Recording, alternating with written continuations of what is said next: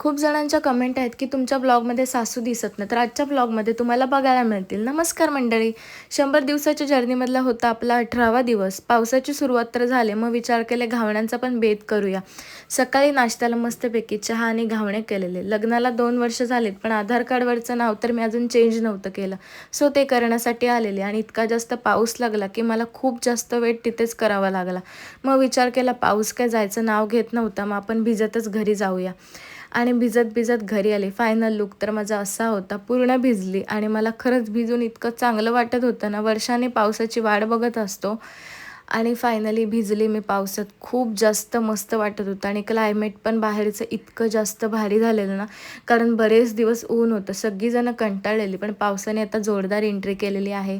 आणि मला एक पार्सल रिसीव्ह झालेलं. करंजावरून हे पार्सल आलेलं आणि त्याच्यामध्ये एक मंगळसूत्र होतं आणि इयरकफ होते, जे नवीन पॅटर्नचे निघाले ते वाले. आणि खरंच खूप जास्त छान होतं.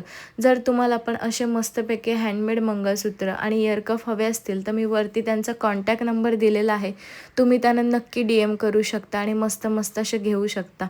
खरंच खूप छान वाटत होतं आणि हे कोळी लुकला किंवा वेस्टर्न लुकला खरंच खूप चांगलं वाटेल. जेव्हा मी साडी वगैरे वेअर केलं तेव्हा हे नक्कीच वेअर करेल आणि खूप जास्त भारी वाटत होतं. So thank you so much. जर तुम्हाला पण हवं असेल तर तुम्ही त्यांना नक्की कॉन्टॅक्ट करू शकता. मी नंबर दिलेला आहे.